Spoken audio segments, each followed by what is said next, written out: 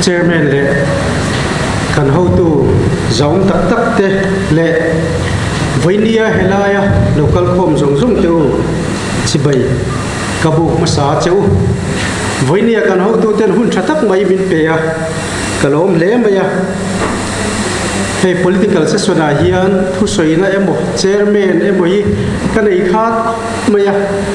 voinia hun thatak mai min pe hi kalom tak zet ani hey ke ma chau thu soi tur program a khan om to kan ho tu ten ai thla thu nom lo ve an tin a chungin hun rei lu tuk kan mang lo tur ngai la thange soi tur tam khop pa ya enge kan soi masak berango ti po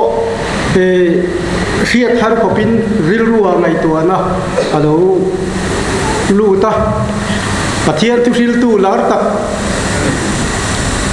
kar le tho tha kan roi don ti kan secretary thu puar tang khan kan se to pathian tu ril tu reng rek te hian bible chang than le thu pui an nei thina chutiang deu chuan voinia hian thu pui han nei ve ka duwa chu congress a sarkar le don pathian le be pui zara ti ni engkin mo enga tinge ti kha voinia kan soi tu chuania masa bera kan soi du chu kumsom congress sarkar kalta kha sarkar chia ani lova sarkar hatak ani ti te congress sarkar kalta zong kha du thu sam sarkar soisel bo chu kan ni vek big lovang du thu sam lo na te soisel na tur te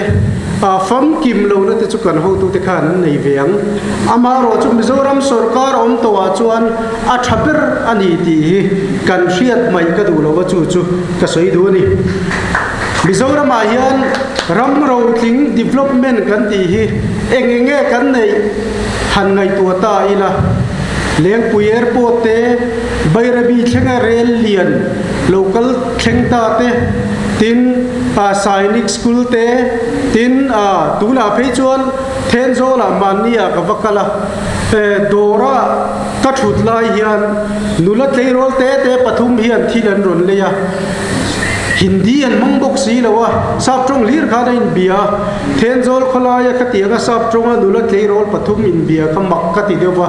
dor nei tu te kha ka zota kha khoi lam me nge ni mizoan ang le na mizoan ni na nge ka tia ni love an tia an mani kha ka bia khoi kuanga indi khoi state tanga ron kal nge ni ka tia arunachalis an ni thule arunachal tanga ron kal thenzola horticulture college zirlai an ni thu ka min changa thenzola horticulture college tu din nge kan ti chon congress kan ho tu ten ni chu wangin mizoram a hian congress party ming soi tel lawa ram ro thing kan nei soi tur awang khop mai chuan kan ho tu ten thei top chuin he ram ta le nam ta hian an lo tia voinia chon mizo nula tlangwal nge in kan ram chunga nge mbbs an zir to sin chu kan ho tu te thora ni chuan ale lama enge mnf sarkar hian a tho ve ti la an sarkar ma sakha ne gen ti kha an thil ti ro pui de hi soi turi i ka he tam lo ka hiat chun pani thum lek chu taxi dum kha warin an tha ka children's park te kha city park an tia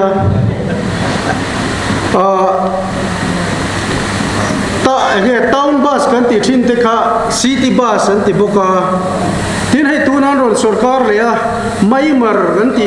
medical college mai po ni lo research center tura kan ho tu te duan ka zmc ya miron thak le a soi turi tam vak lo chuwang chuang congress sarkar kalta zong kha du thu sam sarkar chu ni lo ma se aza puyum lova kan ho du ten an thei to kin heram tan hian an lo ti ve ani ti kan hriat don fo ka du bul kan tran du ni chu tianga sarkar tha ram ta na thil tha ti si chu enga tinge kan tlak dum mai le mong so do tin enga tinge kan tlak si le a tha tak lo ni lo mo kan tha tok lo ni lo mo ati thei ta ni enga tinge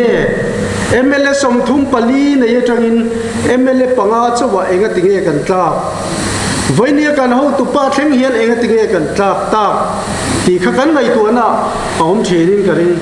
kan tlak chan hi soi fak tur tam tak om ma se alian zual adik berlo mai thaya keima mu dan han soi ve kan duwa mi min soi dan chu thu thana lo da taila keima ni party chunga kan in soi thin dan chu kong pui che mari ti khani kan sarkar tobla ma khan kong chia kha mi pui nan ninga sarkar hi min nin pha congress sarkar kan tuar ni tin soi kanom thina ni bol lama tanga miron soi dan po ani ber pon ka thelo hi chu keima ni chung kwa chu tianga soi du chu kan om tlat mai ni atak taka chu ani yem ti kan ngai tu ma ya sang ni le som pariat kum to pa MNF sarkar alo pian khan NEDP trong le kan state budget trong khan kong pui siam na tur liao hian cheng nuai lir nuai sing khat sang ruk le zani vai bel cheza som ruk padi kan ho du de khan an dani man lovin no mani enga tinge chu tiang poison ei chunga kunga chia kan va mang lo ve kan va chak lo ve kan ti ni mai thei thil danga kan ho tu te an min thata congress sarkar kha ei ruk na lama te limlet na lama te MNF ten soi sel tur opposition ten an shelo sarkar tok le neutral ten an shelo ma se van duina tak bai kan nei chu congress sarkar top lam tram nung zo khan kum thum chung a zonin sani som panga som paruk le som pasari kha rua tui sang ni aya tam a zonin kum thum chung tlani tur MNF sarkar lo din nuwa hian rua tui sang ni aya tam sang ni tlating vai khat ma tun kum lian man chung hian ala om lo ani kum tin a tlaza ti report RTI kan zo da kan nei ve kan sang ni le som pasaria pe ka chuan rua tui a tlatam nu tu ka kum som nga chung ti mai ang hriat thei china mizoram rua tui tlak tam ber report ania khu aizol we suana kan hu du ten sang ni som pariat khan min din tir ve a sang ni som pasaria rua tui tlatam nu tuk chuan we suan bial chunga sai ra la chuan trong lui lian na sel tu ka in enge maza taron chi ma in chimin in chi min a chim sa tui chi mina in deron chi ma trong lui na chim san lai bera a chim chin kha an lo chin chia a riat reng na lung tu na kwan tui lian na riat thei pak china tui chim san ber na lung an phun hian khati khop khan ro tui atama sang ni zasari ve na ta ni azonin kum thum chung kha khati te meu khan ni sang ni som pasere pe chon lo hal hun po om mang lo hial ni kha kan la se thuvin garin chuwang chon poisa kong pui siam na tur kan ho tu ten suman da kha man na hun kha om thot lowa nimin pia helaya political session special session kan nei zo khan long tlaya ka kalani zana dar som pani do na kan in karon thenga pathian throi na in ti chuan kallama le ho ko nga karil ruwa chu thu chu ka ngai tua lung leile ten zol in kar chiat dan rap thak zia ka ngai tua ruwa tui tra tam kong siam na hun om lo chuan lam turan nei ve lo kan sum da zo zai kong siam na tur an chom bok si vainia suti em ko ngan chia te chu pu mo tur dan nei lo re chu wang chuan kan sarkar kan tlak chana khan mitam tak party chunga mi te hian kong chiat kha han soi ve thin ma se kan ho du te chaklo wang lam ni lovin achang tu minister te chaklo wang lam ni lovin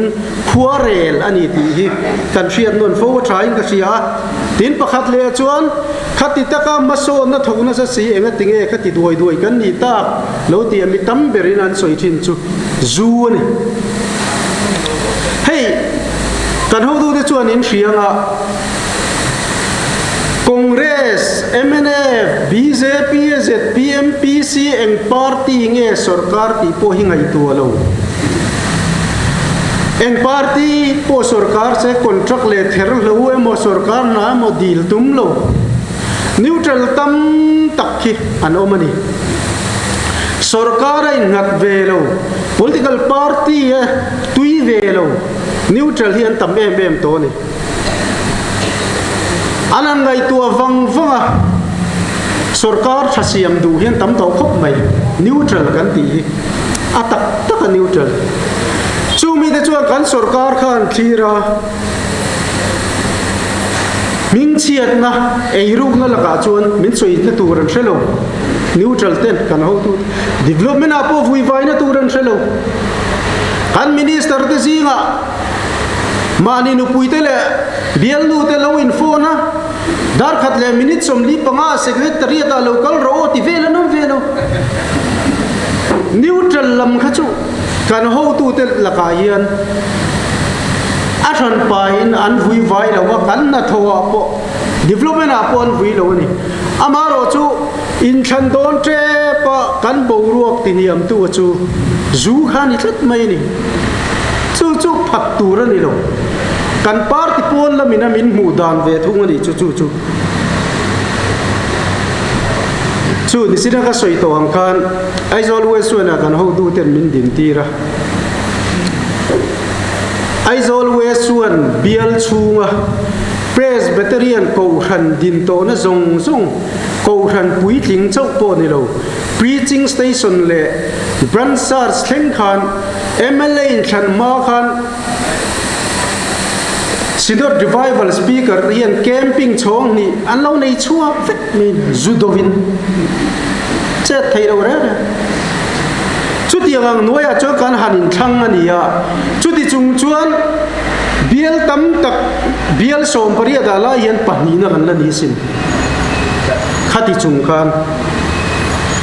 chu wang chong vai ni a hian kan ho du ten an soi vet to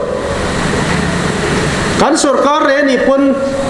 kan ti don to lo anti tin zu chung cha khan han soi bel lap kan du chu kan du wang re nga khatil khati kan ni lo a chia it wang ti kan ni lo an ti thri ni zukha burdan sans ko som ko pasaria asiam tu chu congress tho kan ni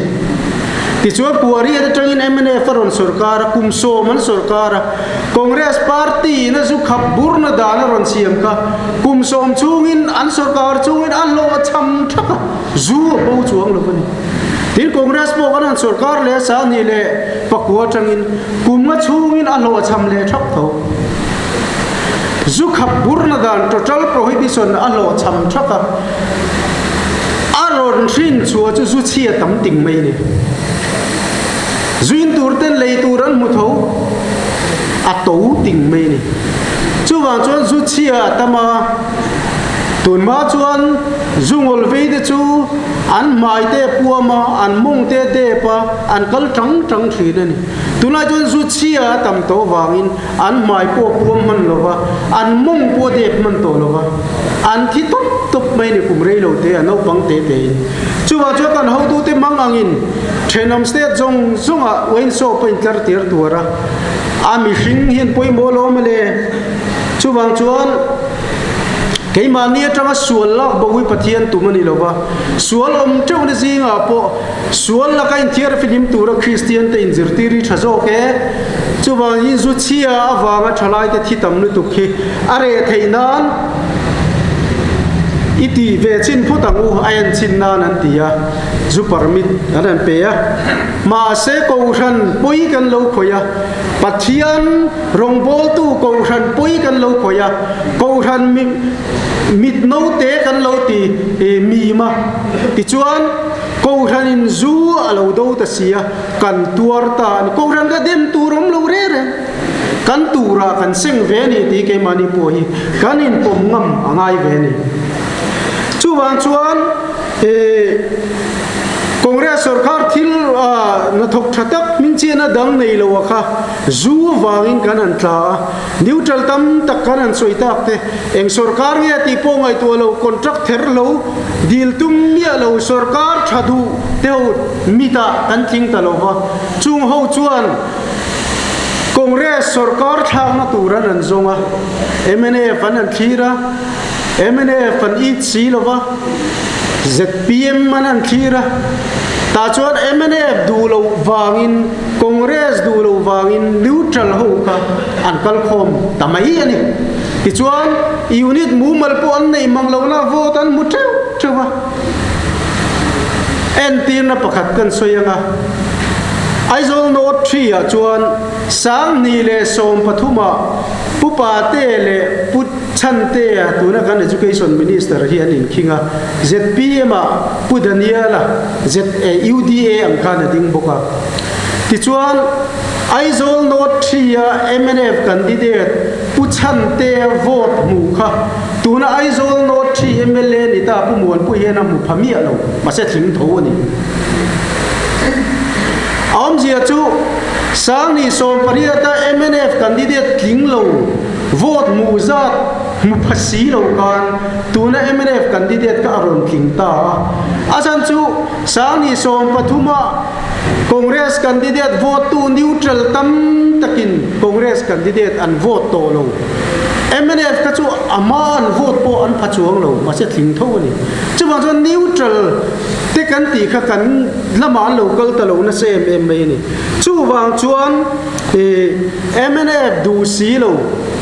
an vote chen kha chu sang ni som pathum ne khana langai deu reng ke ni neutral kan hip lo wanga ZPM in anin base na ai ma vote mutha le neutral tamna pianga khan vote an mutha ani deu mai ZPM kha adik tak chuan chu zu effect ani ti chuan MNF aron lalta kan hu veka arakanan omlai kha emon la din ka sia hlo poi sak po hin nei vak lo tun ba ki kan sarkar don to lo wa khoge tun trum na hi chu thei paling ko in ti hin ang par mayan bani chung ko tan President Beranpu berlahi atana thatur ni asiat la ma chuan huai hi kati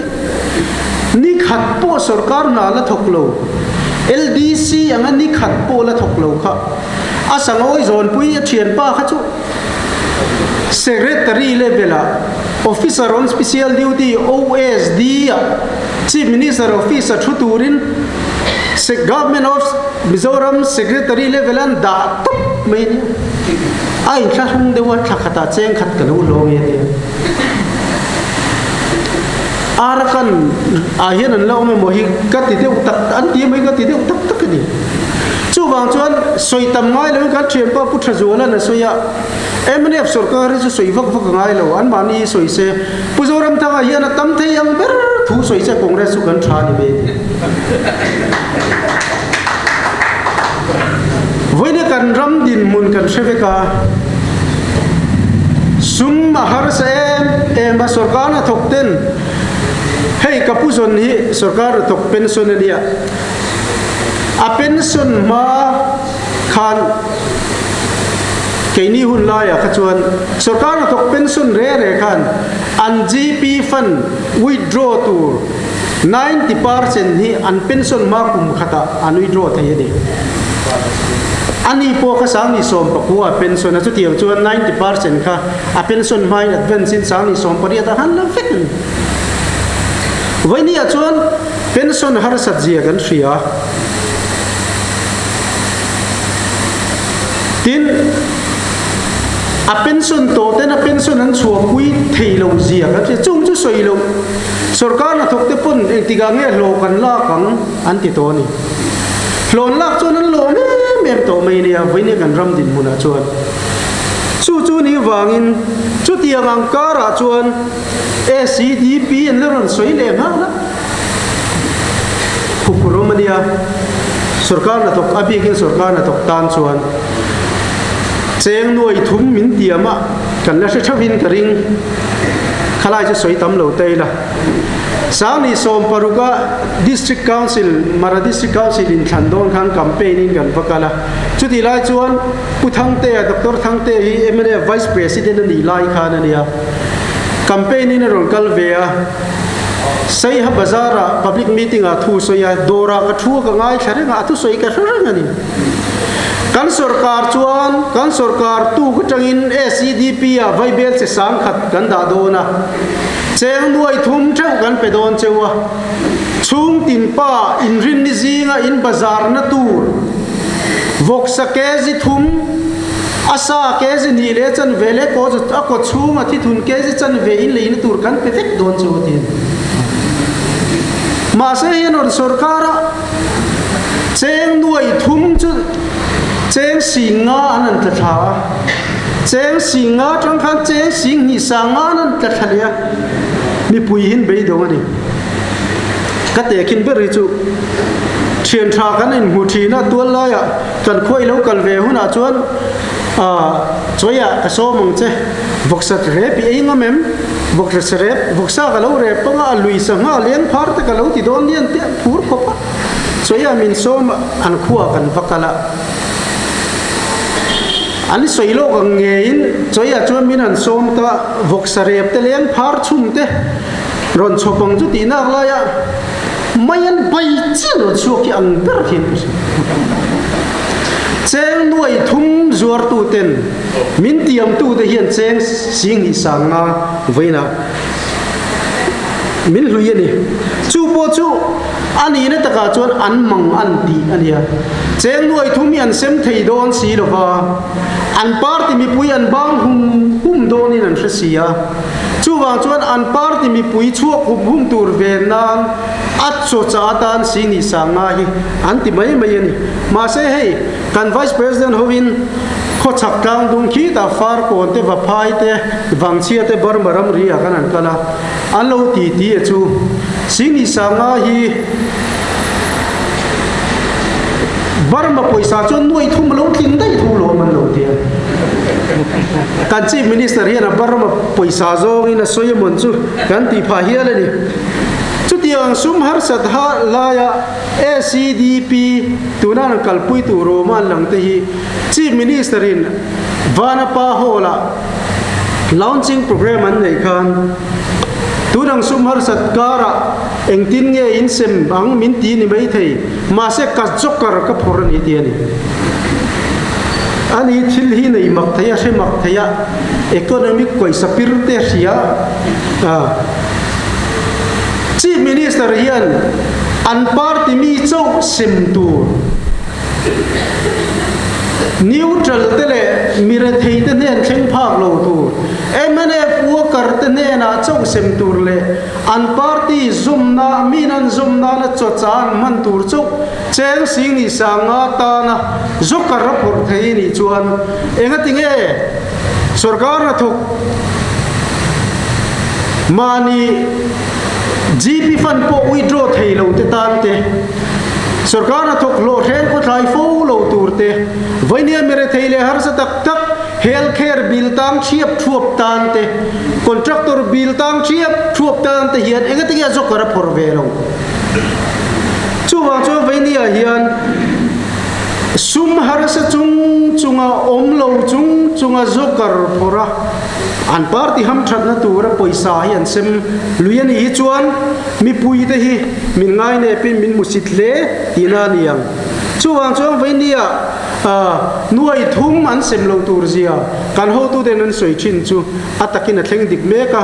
comedian boral ta fiam tu thiam LPS comedian an ar tak punun sanga boral ta kha chuan nuai thum an sem khan ring lo mai ko pa hay kan electric bill tun trai apung na sale tuka chief minister puzoram thanga khan KCDP don tur nuai thum atang khan lo kat mai ro se chutia gang chu vainia takin kan mu chou me kani chuwa chu vainia hian party dang han thiri la khati khop khan ke ni kan tla MNF te chu kan soyang chu ani bek soi tur tam ta kala ZPM han thlir leila engen soi thin ZPM chu political party dangte ang kan ni lo kalphung thar zuar tu te kan ni a party dangte unit an de yang poi kan du ve lo chu wa chan unit system mi kan ti buwanga steering committee kan ti don an yan ti ni unit an din ve du lo wa MNF te Congress te BJP le party dangte unit kan de na steering committee an din ani kha masa vai ni a chuan unit in thana a thanem ngai na unit nei tam tum man le to again soile chakma khua ZPM unit kan din ve lawang chakma candidate po kan nei ve lawang an te press conference an ko ani kha kan la thawang masa vai ni a chuan a district level kheng in chakma district ZPM an in din le to a Vainia kan maloka VC by election tura hian Rajiv Nagarat ZPM candidate tur chu narayanan chakman chu chakma unit kan din vedon lo ti thin tu ten ni tiro pun hian chu wang chuan an thu soi hi engtin ange an mani an kalpui ti hi mi pui ta kan chiang ni an chuan ber Sarkar Ministry kan siam ni chuan akhal ngil tur VUC Valupa Council an antia tunan MLA te la hian an VUC thu te hian an oi lo lai kho Valupa Council in MLA lo thar lo tam hi tu ma la ve lo turin lo ti sani ZPM MLA te kan sia tir cheu ni kan gen cheu ni la lo turen tia Vậy thì hiện ZPM MLA zinga lo sang lo thar la lo ngam pakhat tal soi tur kan sia chuang chuan kalphung thar zuar tu te hian vậy ni an soi kalphung thar ni lovin ni phung thar mana ZPM man ni ma PC lo ni to thin te MNFN lo ni thin te ZNP lo ni thin te Zoram Exodus lo ni thin te khatiang ho khan vainia an pol ming an thiata ni phung thar rin an kal mai me ni chuwa cha kal phung thar ni lovin ni phung thar ani an aw lai ti hi kan hriat apoi mo me tin mani luka pastor pakhatin enge soi kha ram ina vainia kan mamo pe ri chu thu soi thiam thu soi lama distinction ni lovin atho lama athok thei midik mirinom kan mamoni atiani kha a soi dikhigan tikhopa zoram mi puipon soi than ti ni thu soi lama chuan kan ho tu te chu distinction chu soi lo second pass che vekan ni a fail big game no kan president po kan vice president po kan treasurer po ani hi chu thu soi lama hi chuan distinction fek ani ZPM ho tu pa ZPM leader la hi thu soi hi athiamin an soi oi om thiam thin ko pa kan thawin ka ring Kolkata political party samsung an ko khoma an kal khoma thu su soi te kha aron soi chon le na chuan mi pui nuai somli ma thu ka zuk soi ati nuai somli mi pui kal khom tam tak tur ania Mizoram mi pui zong so ta chim to beratangin vathuam pui tangin he ta vai reng te khi ta vapar tanga kan mun zong hi no piang lim te ne nian kal khom ve kila nuai som pani ve na bogan nianga nuai som li pui ting li kal khom ma thu su soi bi ka ni tiang chun ni ya tin putra zo la yo mem ga re lo thu soi kan soi chonga ZPM leader ina puzoram thanga chungcha ma soi na thin te kha ti alo putra zo ran an mani MNF la hi tak mon dia te bulldozer te chi tlang lon thei khopa khata ka vakala ta chon ka kalma cheina lo vakala bulldozer te chi tlang lon thei ka ngai tu sakang cheu vatia ati an oi ve em ma ti chon khopa khata ka vakal le a thingpui si na khol kan ngai tuang atia ti kan khopa khata ati zera puzura ram thang hian he thui khoya ma asoi ka ring lo di khoi khuwa nge ti kha asoi du to si lo ba te emne tak tak po hian khoi khuwa nge kan pu hian a soya eng ti guna nge soi ti chui na chang an sai lo re re asoi mon ti om ve mai mai ya ti khatiang thu oi om tak va fin fia thei che si lo pial pelangai nom de wo thu soi da ni thiame be mani TV interview te po hakan mu vein karinga Arabian sia long lian pu ya dinga misual hawan chui na min kem hi vel kha leu kai mi amen ma se leu lai kha van doi thak takin lo mu pui tu kha kan om lo le lawa tin Finance Commission Chairman in Minron Fona Sani so bodiat in Tlan ma khan ZPM in ngai poimo in policy ngai poimo tur teron soyula sum Finance Commissiona sum da dan kan lo ngai tuang tia le kha Minron thona atia ti pu pian lian dinga ren khati lai khan khosam thang MLA chan dona khan an phang kuala ta chuan pusa pate ho ne na thu thong na thu soi khan pu pian lian dinga tewin ale khala chu kan mu pui ve der mang si lo ban ti thina ti chu pui soi le don ta Finance Commission Chairman in helai Mizoram State teru te party pakhat chu ko la sarkar mi alo le nal chu ta po a press party president po lan ni lo le nal MLA ni bok si lo kha Finance Commission sum kal dan tu ra sum roman tu kan lekha an thon lek lo wanga tia khatiang ang thil soi kha an thia be be mani thu soi distinction dikta kan ni tin MNF ho tu pa han thlir leila ani phei chu thu soi ya hian distinction tak zet ti kan ria hey in mi ria tagin ho tu te du sak lain MNF thalaya president ate MNF ate khang kalawam ve to thina ta chuan lung vela khian voi ka chu political training ne in president Kazuya tuna che minister he thu soya lo mole thu soya thiam khopa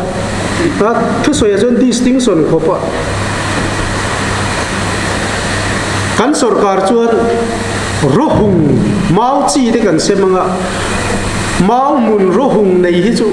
trin khat mun hi nei hi chu millionaire ni mai dona ti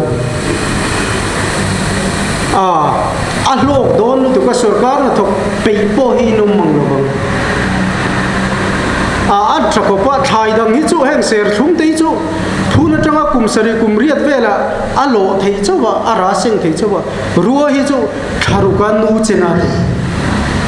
tharu ka mani nu te chen dang hi chu wang fu me thaya hian a mun en kol la kha ha dam don khopa ti mi na to yar an khor tur ven pa ral khata tanga khai khai lo ti che khan ye ti dam thak mel khup chu wang chuan thu soi la mai chuan distinction an ni ma sa kan ho tu te chu khatiang kha an ni ve lo enge kan ho tu ten an au puya vini her enge Congress party kan din mun ni ve ta kan ho tu ten vini au pui chu that lo thei lo na bom ani kan policy kan ho tu ten la sual mun zel don ta chuan that lo thei lo na bom chu ge ni kan ngai thamun to kan chewa kan in khom thin tunga biagin chunga au lung lung ngai biagin chunga kan hoi vual vual ngai lo biagin chunga kan phun sur sur ngai lo biagin chunga tu ma kan korop ngai lo officer ai routine te kan politician ai routine te lo woman ipon biagin chunga chona nei ru ngai lo ei ruk na tu rom lo thak ana om na kha biagin chunga ni wangin biagin chu om dang turangin mi zong zong kan om mai ni pon lama kan mi zia zong zong da try biagin chunga chuan kan kal khom mai ni piri bula tu man me yan su khulut ngai lo enga tinge pirin tin mấy ziel zu có đủ lâu thì cần xem anh in lên truyền pull thần hồ là tin lên truyền chuan anh in chung mà mấy ziel anh dùng ai đâu anh in chung mà mấy ziel zu anh đủ lâu thì anh chung của anh cần xem tất cần vợ nó lệ cần ni cần cần na azirin cần nung chẳng te po hi cần là just về mấy chú chú đi cần hậu tu tên thật lâu thì lâu nó bố mình suy chú bom chú thật lâu thì lâu nó bố mà chuan tu te po em ti mi po lâu ni truyền mấy là chú thật lâu thì lâu nó bom chung à cái niệm khung anh chuan biakin chung kan om da nang khan với nia hiền ai ruk du lem lên na du sum le pai du te po lawam ve thei mà se chú bom chú đàn chú khal phung chuan phur do na ni chú ni kan ho tu ten that lo phei de bo man siam mek chú với nia hiền ni chi kan soi ta kan khan neutral kan an soi congress vote thin tu tam tak te congress vote lo awanga sang ni som pariata kan tlak na te awang khan voinia hian khang ho khan ramman ngai tua kan kal zel dan turan ngai tua voinia kan zoram din mun an ngai tua zoram lo kal le zel turan ngai tua tunge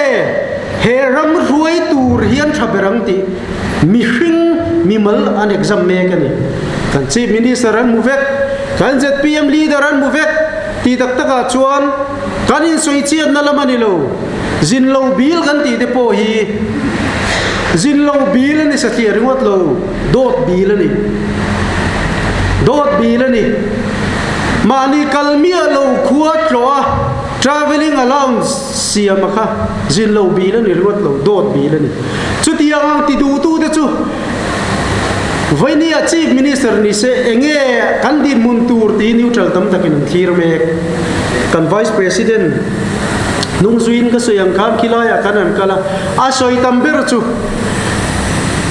chief minister ni thei tur voinia zoram mi puin kan thir te zinga hian congress president ni a thalut lakani ei ru thei din muna ading thina eiru thei thut thega thu thina minister te po ni thina sarkar na po thok thin chungun lai zong chuan a eiru ngai lo chu wang chu voinia mi chen khat te chu eiru thei din muna an thut lo wanga eiru lo mai te an ni ang ti lo mani tin na soi thina ni chu wang chu voinia chu neutral tam takina min thirna ni MNF sarkar kan mua yam tual kan mua athak tu turin neutral ten ngai tuana nan senga tunge thak ta mani lo ka an du lo wan hol nu ka kan isia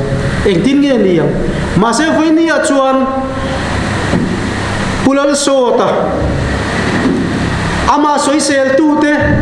beina zong tu te point corruption na soi sel tu ran fiat mi lo voinia khoi tu kan dei me kan ni chu wang chuan an han thlir zela ZPM leader an thira party an thira ani le MNF an thak zo tak ngem ZPM an MNF an thak zo tak ngem an tian an thira chim lama saya district a MLA bial ni oma ZPM tan candidate nei lo hi ai nang reng achan chu mani lo ka MDC kan thanga sai ha bial som ni panga an campaign lai chuan social media chuan an por khop mai pusap dang ate press conference a po tun ma chuan helama hian chimlama hian sarkar na lak kan soi phangai lo mase tu nai chuan kan be sei ve ta hian ani ti ani ka puduma va campaign te po vokdar te lo ni kha vokdar ne na thalak te po social media kan mu choi ka chuwang chuan ZPM po kan thaviu to ngan tiam mi tharai ai lom lu chuma result lo chu kan ni le thakan social media an lan dan ang khan ni lo ni sai ha district MLA bial ni chuan candidate MLA candidate an dei le nei lo ai nang reng don tin Longkai district bial thuma son ZPM in candidate an nei le nei loi nang reng don pungun lian chunga bial Longkai wesa hey puni hara oma changma khochen khat phei chuan ZPM i dam doi minga motel lo ti me nia chu tiang khop chuan Longkai lama chim lama son ZPM i om zi om lo ni MLA bial Longkai bial thum le sai ha district bial ni sa chuan chu lo ne re nang reng mami district bial thum mami thachek le dampa hian ZPM in om zi om mia don lo bok MLA bial pariat hi chu ZPM tan chu lo ne re nang reng don tin lung leile na thial bial sari om na hi kumin kum to pa municipal lung lei karin thang dora ZPM sum za dik tak a hiat don ta chon ege kan din mun a hiatan municipal council seat som pakhat omna son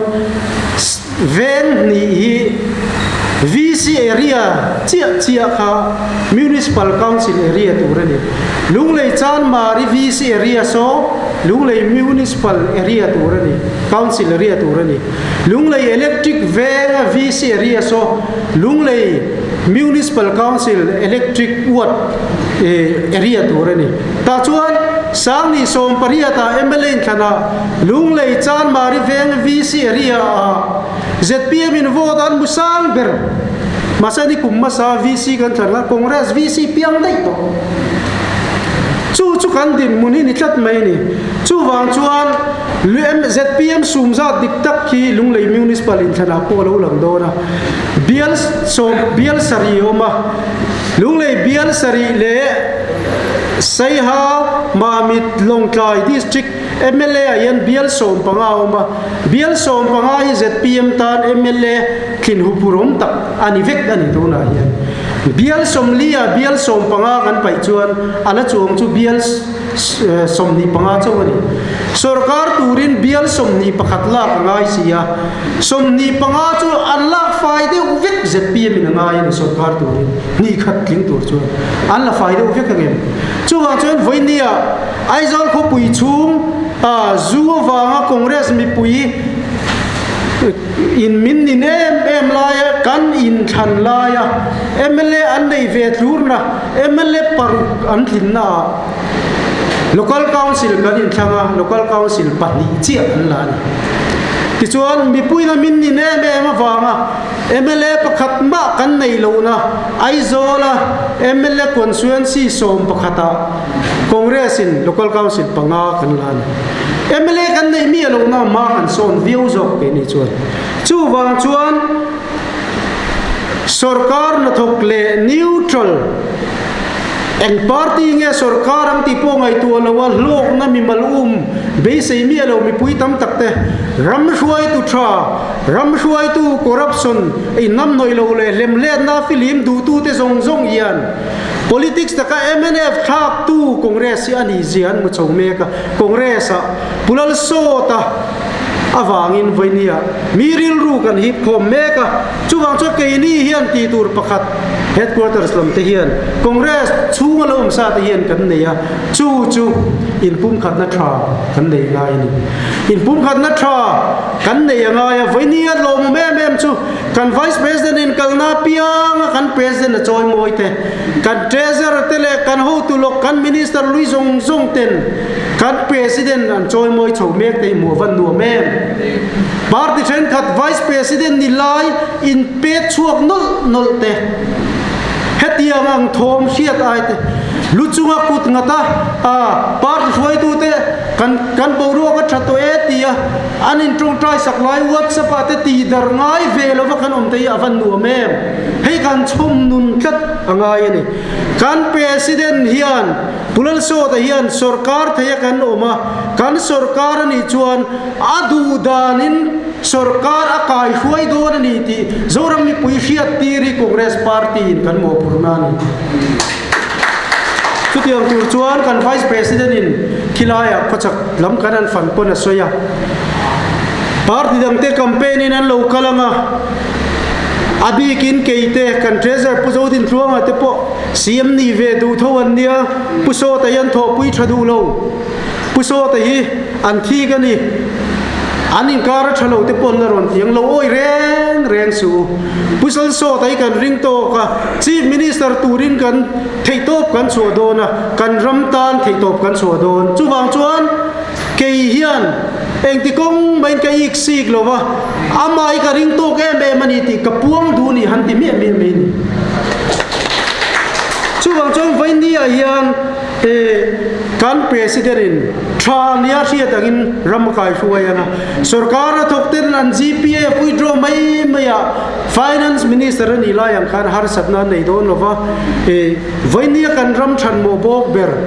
kan ram suai tu lu ber thua ka sumlu dat na ang hi voinia pulal so ta na ve lo wangin mani chung ko sum chau kol tu rin ti tiang mo mani account na na chu mani bank account na chu katani tingam tur mani zin lo na khuan na chu ka zin tiat traveling allowance bill ve lo tur foi tu kan ne ya zoram mi puiten min thir me kan iti sia in MNF party thak turian mi puirin kan lo chau me ka thei to pi chu zela ngo ti kha ka sei du ne ka lo me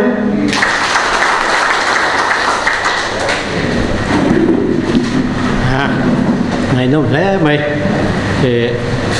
kan sarkar nge don ni ti chu a chiang khop min ga ole